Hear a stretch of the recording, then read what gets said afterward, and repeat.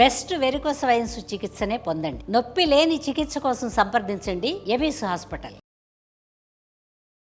నమస్తే రమ్మగారు. నమస్తే జయ. మనము ఆల్వార్ల గాథలు చెప్పుకుంటూ ఉన్నాం. ఇంకొక ఆల్వార్ గురించి విప్రనారాయణుల కథ చెప్పుకుందాం. విప్రనారాయణ సినిమా కూడా ఉంది. అవును కదా, ఇంచుమించు యాజ్ ఇట్ ఈస్ గా తీశారు. అవునండి, కథలో ఏముందో అదే తీశారు, మాక్సిమం చూపించారు.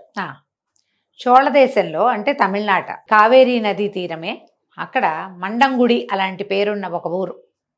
ఇక్కడ ఒక బ్రాహ్మణ కుటుంబంలో ఒక చక్కని కుమారుడు జన్మించాడట. ఆయన తండ్రి చాలా విశేషంగా శాస్త్ర పరిజ్ఞానం అవి కలవారు. చక్కగా సౌందర్యవంతుడుగా ఉన్న కుమారుడికి విప్రనారాయణుడు అని పేరు పెట్టారట. నారాయణుడు అంటే విష్ణువు, విప్రనారాయణుడు అంటే బ్రాహ్మణ వైష్ణవుడు అనమాట. అలా పెట్టుకున్నారు పేరు. అయితే చాలా చక్కగా అద్భుతంగా జీవితం సాగేది. అయితే ఈయనకి సంసారం మీద ఆసక్తి లేదు, బాగా భగవద్భక్తిపరుడుగా ఉండేవాడు. ఉండి ఈ మండంగుడి ఈ ఊరిని వదిలిపెట్టి శ్రీరంగానికి చేరారట. శ్రీరంగంలో స్వామివారిని రంగనాథుడిని సేవిస్తూ స్వామివారికి చేసేటువంటి పుష్పమాల అలంకరణలు అవి చూసి అట్లా పుష్పమాలలు సమర్పించాలన్న కోరికతోటి ఆయన ఒక తోట వేసి రోజు పువ్వులు కట్టి స్వామికి సమర్పించేవారు. ఆయనకు ఆ తోట, రంగనాథుడు, ఇల్లు అంతే, ఇక ఏమీ లేదు. నిరంతర విష్ణునామస్మరణ, రంగనాథ నామస్మరణలోనే రంగా రంగా అనుకుంటూ ఉండేవాడు. ఎంత భక్తి శ్రద్ధలో కలిగి ఉండేవాడు. ఈ విప్రనారాయణులని తొండరెడిప్పొడి, తర్వాత ఇంకొక పేరు భక్తాంఘ్రి రేణువు అంటారు. ఈ నామాల్లో కూడా గురు పరంపర చెప్పుకునేటప్పుడు భక్తాంఘ్రి రేణువు పేరు చెప్పుకుంటాం ప్రత్యేకంగా. ఆయన విప్రనారాయణుడే అనమాట. అయితే ఈయన విశేషంగా భగవద్ధ్యానం చేసుకునేవారు. ఆ తోటలోనే ఒక చిన్న ఆశ్రమం లాంటిది ఉన్నది, ఒక చిన్న నివాస స్థానం ఉండి అక్కడే ఉండి మొక్కలకి గొప్పలు తవ్వుకుంటూ చక్క పువ్వులు విశేషంగా పూసేలాగా చెట్లని సేవించుకుంటూ పూసిన పువ్వులని, తులసిని మాలలల్లి స్వామివారికి సమర్పించడం. రంగనాథ సేవలోనే నిరంతరము సేవాపరాయణుడుగా ఉండేవాడు, అపరిమితమైన భక్తిపరుడు. ఆ కాలంలోనట దేవదేవి అనేటువంటి ఒక వేశ్యాగ్రగణి ఒక ఆవిడ ఉండేది, ఒక అమ్మాయి. ఆ అమ్మాయి చాలా అద్భుతమైన నాట్యగత్తె. రాజుగారి దగ్గర చాలా గొప్ప పురస్కారాన్ని పొందింది. అక్క చెల్లి ఇద్దరు రాజాస్థానంలో విశేషంగా నాట్యం చేస్తే ఈ అమ్మాయిని ఈ నాట్యమయూరు లాంటిది ఏదో ఒక బిరుదు ఇచ్చి బోలెడంత బంగారం వస్తువులు అన్నీ ఇచ్చారు. రాజుగారి దగ్గరికి ఏముంది, అనుగ్రహం వస్తే వస్తాయిగా. ఆ వస్తువులన్నీ మోసుకుంటూ అక్క చెల్లి వస్తూ ఈ విప్రనారాయణులు పెంచుకుంటున్నటువంటి తోటలోకి ప్రవేశించారు. వాళ్ళు కాసేపు విశ్రాంతి, ఎంత బాగుంది తోట, కాసేపు విశ్రాంతి తీసుకుందామని ఒక పార్కులోకి వచ్చినట్టుగా లోపలికి తోటలోకి వచ్చారు. ఆ తోటలో ఏమైంది, కాసేపు విశ్రాంతి తీసుకుని ఆహాహా ఎంత బాగుంది, ఎంత బాగున్నాయి, ఆ పువ్వులు ఎంత బాగున్నాయి, చెట్లు ఎంత బాగున్నాయి, కబుర్లు చెప్పుకున్నారు. చల్లగా హాయిగా ఉంది, విశేషమైన సుగంధాలు ఇంటూ తోట ఎంతో మనోహరంగా ఉంది. వీళ్ళు లేచి వస్తూ ఉంటే ఈ విప్రనారాయణులు ఎదురుపడ్డారు. ఆయన రంగడి నామస్మరణలో ఉండి వీళ్ళని చూడలేదు. ఈమె తగిలింది ఆయనకి, తగిలినా కూడా ఆయన పట్టించుకోలే. ఆయన గోల్లో ఆయన ఉన్నాడు. ఈ దేవదేవి ఏమిటి మూడులాగా ఉన్నాడు, వంశత్వం లేదో లేకపోతే పిచ్చివాడో, ఇంత సౌందర్యవతిని యవనవతిని నేను కనపడితే ఈయన నా వైపు చూడలేదు, ఎక్కడైనా ఉంటారే అక్క అందుట అతిశయంతో.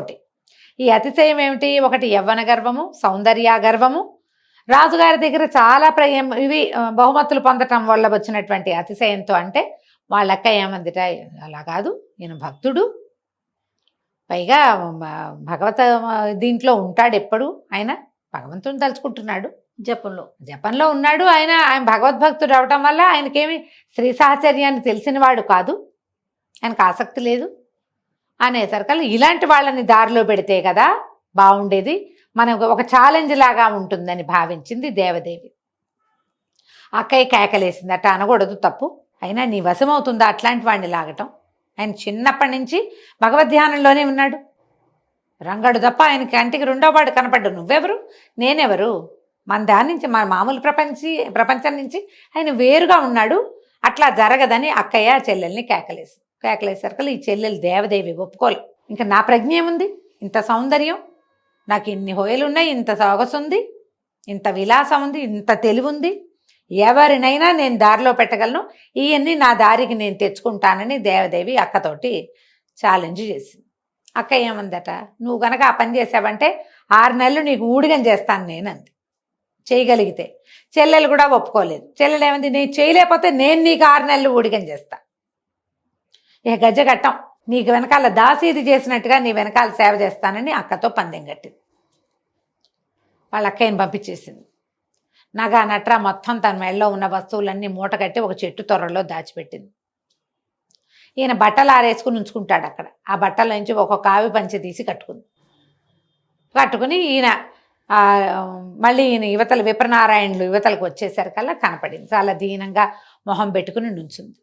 ఈయనేమో ఎవరో ఏడుపు మొహంతో నుంచునేసరికల్లా సౌందర్యవతిని చూడలేదు, దుఃఖంలో ఉన్న వాళ్ళని చూశాడు ఆయన. ఎవరమ్మా ఏమిటి అని అడిగాడు. మా అమ్మని, మేము ఒక వేశ్యా కులానికి చెందిన అమ్మాయిని, మా అమ్మ నన్ను నాతోటి నేను చేయదలుచుకొని పని చేయాలనుకుంటుంది, నాకు భగవత్ సేవే చేయాలనుంది, రంగణ్ణి సేవించుకోవాలనుంది, నేను భగవంతుడి సేవలో నిమగ్నం అవ్వాలనుకుంటుంటే మా అమ్మాయి నన్ను రసికాగ్రణిని చేయాలని చూస్తోంది, మీ శరణు గోరు వచ్చాను, తోట చూసి పారిపోయి వచ్చి ఇక్కడ దాక్కున్నానండి అని. ఆయన అయ్యో పాపం అలాగమ్మా ఉండు, ఇక్కడే ఉండన్నాడు. అయ్యమ్మ ఏమో మీరు గుడికి వెళ్ళినప్పుడు నేను తోటను చూసుకుంటాను, ఒక పక్కన ఉండే అవకాశం ఇవ్వండి అని ఆయన బతిమలాడితే ఆయన ఒప్పుకున్నాడు. ఈవిడ దేవదేవి ఇక్కడే ఉండిపోతే ఆయన దారిని ఆయన కృష్ణారామ రంగా అనుకుంటూ తిరిగేవాడు. ఈవిడ కొప్పులు దవ్వి, ఇల్లు దవ్వి, అవి దవ్వి, ఇవి దవ్వి, మట్టి పని చేసి ఏ పని చేసినా ఆయన్ని కదపలేకపోయింది. ఆయన ఏం చేయలే. కొన్ని నెలలు గడిచినాయి. ఈవిడ దుఃఖంతో ఓ రోజు నెత్తి మీద చేతులు పెట్టుకుని కూర్చుంది.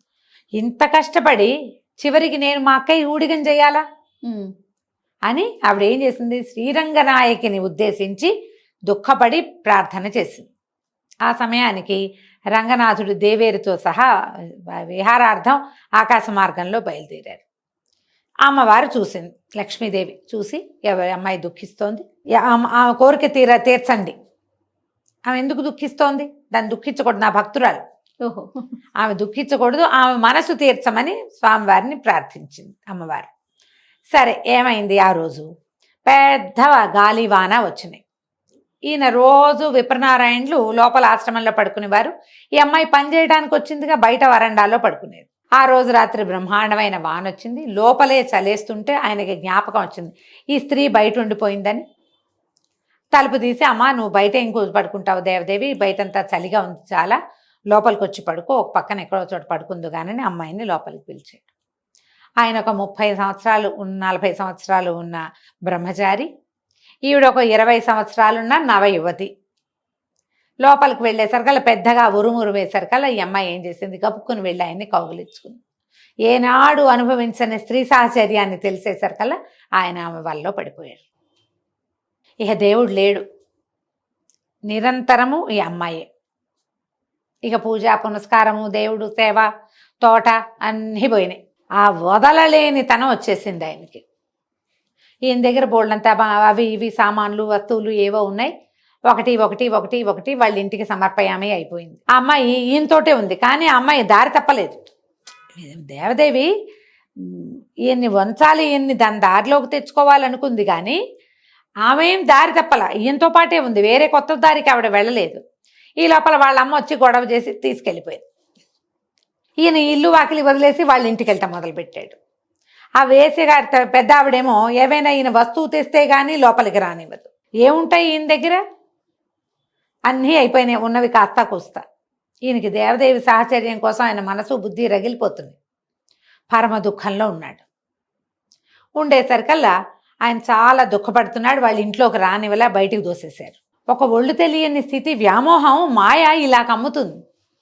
ఈయన బయట దుఃఖంతో రోడ్డు మీద దారిలో నడిచొస్తుంటే మళ్ళా రంగనాయకులు ఇద్దరు విహారార్థం ఆకాశ గమనం చేస్తూ, ఎవరో బాంధుడు దుఃఖిస్తున్నాడంటే, మనవాడే, మొన్నటి దాకా మాలలల్లి ఇచ్చాడుగా, అద్భుతమైన మాలలని మెచ్చుకున్నావు, అతడే విప్రనారాయణుడు అనేసరికల్లా ఆవిడ చాలా బాధపడింది లక్ష్మీదేవి. అయ్యో, ఇతనికి ఇలాంటి దశ ఎందుకు వచ్చింది, ఇతన్ని దారి మళ్లించండి, సరైన దారిలో పెట్టండి అనగానే ఒప్పుకున్నాడు భగవంతుడు. ఏం చేశాడట ఆయన, రంగనాథ స్వామి దేవాలయంలోంచి, శ్రీరంగనాథుడి దేవాలయంలోంచి వెండి గిన్నె పాయస పాత్ర పట్టుకొచ్చి వీళ్ళింట్లో ఇచ్చాడు, దేవదేవి ఇంట్లో. నా పేరు శ్రీరంగదాసు, విప్రనారాయణుల పనివాడిని దాసుణ్ణి స్వామివారు మీకోసం పంపించారు అని. ఈ వెండి పాత్రను చూసేసరికి ఆవిడేమనుకుంది, ఓహో ఈయన ఏదో ధనం ఇచ్చాడు కదా అని విప్రనారాయణులకి కబురు చేసింది, రండి అని.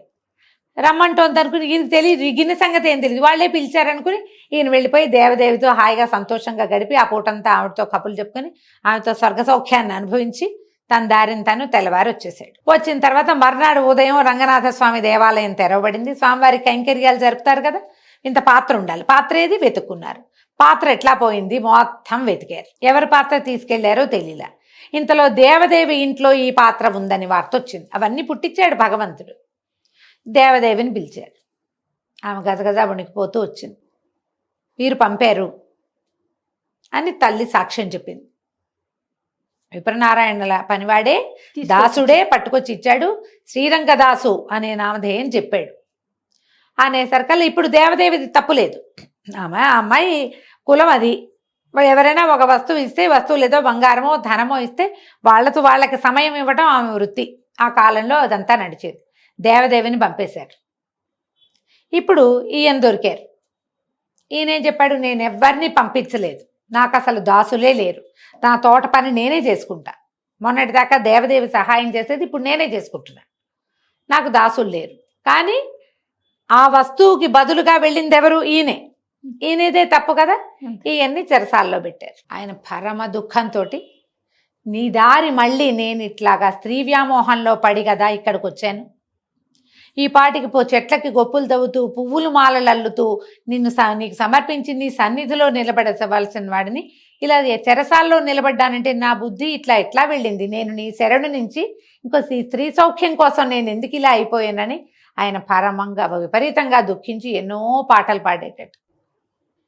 అప్పుడు భగవంతుడు రాజుకి కల్లో కనపడి, ఆ పాత్ర ఇచ్చిన వాడని నేను, వేశ్యకి ఇచ్చిన వస్తువుని వెనక్కి తీసుకోకూడదు, పాత్రని దేవదేవికి ఇచ్చేసేయమని, విప్రనారాయణుడిని వదిలిపెట్టమని భగవంతుడు స్వప్నాదేశం ఇచ్చాడట ఆ రాజుగారికి, శ్రీరంగంలో ఉన్న రాజుకి.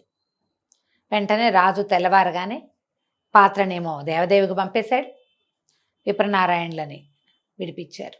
భగవదాజ్ఞగా మిమ్మల్ని విడిపిస్తున్నాము అని చెప్తే భగవంతుడు తన యందు చూపించిన కరుణకి ఆయన విపరీతంగా సంతోషించి, ఈ విప్రనారాయణ నామధేయాన్ని విడిచేస్తున్నాను, నేను భక్తుల పాదరేణువుగా ఉండాల్సిన వాడిని ఇలా అయ్యాను కాబట్టి ఈ రోజు నుంచి ఈ నామధేయాన్ని విడిచిపెట్టి భక్తాంఘ్రి రేణువు పదాన్నే తీసుకుంటానని తర్వాత ఎంతకాలమో సేవించారట. కొన్ని కథల్లో, 1-2 కథల్లో ఏం చెప్తారంటే దేవదేవి కూడా ఇంకా తన వృత్తిని విడిచిపెట్టి వీరితో పాటే రంగణ్ణి సేవించిందని చెప్తారు. సుఖాంతాలు చేస్తారు కాబట్టి అట్లా కనపడదు. ఆయన ఆ వ్యామోహంలోంచి బయటకు వచ్చేసి తర్వాత ఈ తొండరడి పొడి పేరుతోటి ఎన్నో పాసురాలు రచించారు రంగనాథుల మీద. తర్వాత ఎప్పుడో స్వామివారిలోనే లీనమైపోయారని చెప్తారు. ఈ విప్రనారాయణ కథ సినిమా కూడా చాలా బాగుంటుంది. అప్పుడు పాతకాలంలో అంటే కథలకి ఎక్కువ జిలుగులు వద్దటం ఆనాటి పద్ధతి కాదు. ఇప్పుడు మనం భక్తుల కథల్ని కూడా అందులో ఏవో 2-3 అద్భుతమైన సన్నివేశాలు జనాకర్షణ కోసం పెట్టే పద్ధతి ఇప్పుడు వచ్చింది. కానీ అంటే ఇది కమర్షియల్గా వెళ్ళాలన్న ఉద్దేశం అయి ఉంటుంది. ఎవరి జీవితాల్లోనే అలాంటి కోణాలు ఉంటాయి కూడా. ఉన్నా కూడా వీళ్ళు మహాభక్తులు అయినప్పుడు ఈ కోణాన్ని ఎందుకు చూపించాలి, హైలైట్ చేయక్కర్లేదు. అంత హైలైట్ అవ్వకుండా అది కలర్ పిక్చర్ కూడా కాకపోవటం వల్ల విప్రనారాయణ చిత్రం కొంచెం బాగున్నట్టే కనపడుతుంది. నేను ఎప్పుడో చూసా చాలా ఏళ్ల క్రితం. నిజంగానే ఇలా జరిగిందట. ఇది ఈ తొండరెడ్డిపొడి ఆళ్వార్, ఏమనాలి వీరిని, భక్తాంఘ్రి రేణువు వారి పేరు. ఈ ఆళ్వార్ల కథ ఇలా చెప్పబడుతుంది. చాలా బాగుంది రమ్మ గారు, చాలా సంతోషం. నమస్తే. నమస్తే.